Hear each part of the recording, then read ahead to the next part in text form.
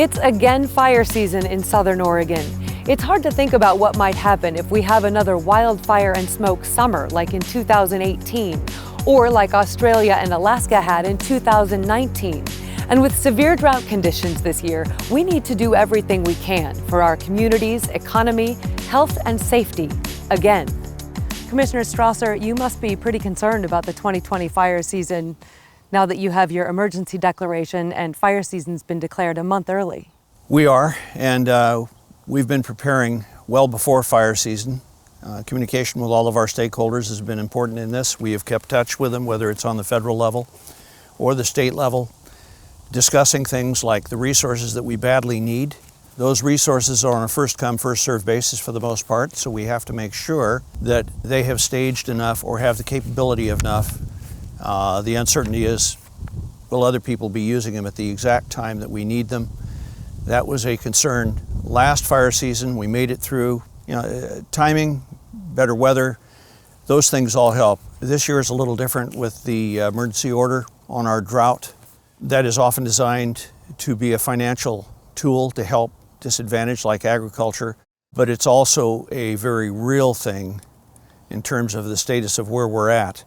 Right now, we're looking at 80-some% reservoirs being full. Some of them, Applegate's only 40-some%. But our stream flows are what's really critical. It's down to 60%.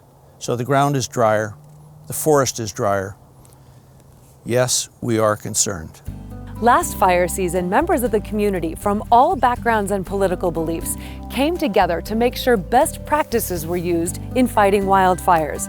Those efforts supported Proclamation 1719, issued by Jackson County Commissioners in January 2019. Commissioner Dyer, share with us the key elements of Board of Commissioners Proclamation 1719. Well, basically what we were saying with our proclamation is that we wanted the various agencies throughout Southern Oregon responsible for initial attack and firefighting to attack it early, attack it with every resource we can, and not to employ less than full suppression. As well as we requested greater resources for our valley to be able to engage in that initial attack in an effective way.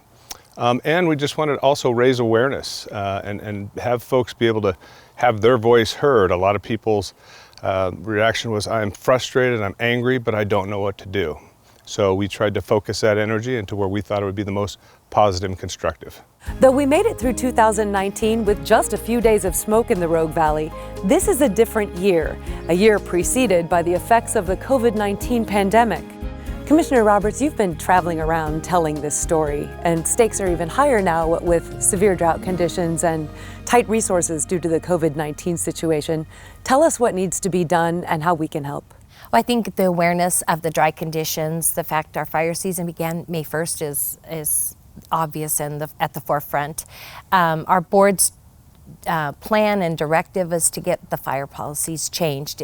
It's a must, and we've been chomping away at that. We have our resolution with the National Association of Counties, our county proclamation. We revised and amended our community wildfire protection plan. And in our effort to continue that momentum, of course, I've been speaking with the State Association of Counties, who's approved our resolution for the National Association of Counties. And in February, I attended the legislative conference in Washington, D.C. for the public lands. In that meeting, I met with the new Department of Wildland Fire with the Department of Interior.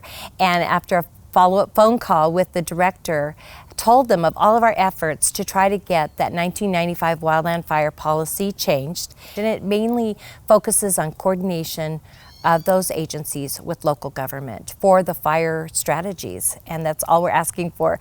And it'd be great if we finally hit the person that could get that policy changed. Our cities, our towns, and our citizens have shown that staying safe during fire season is a top priority. And with public health at the forefront of everyone's mind this year, it's more important than ever that we continue the charge forward. Please join us in asking that politics be set aside, that state and federal stakeholders are prepared to put out every fire when it starts. Jackson County, please help us in this effort. This is not the time to let up. Visit jcwildfireandsmoke.com to sign the petition, get updates, and comment to our government partners in this effort. That's jcwildfireandsmoke.com.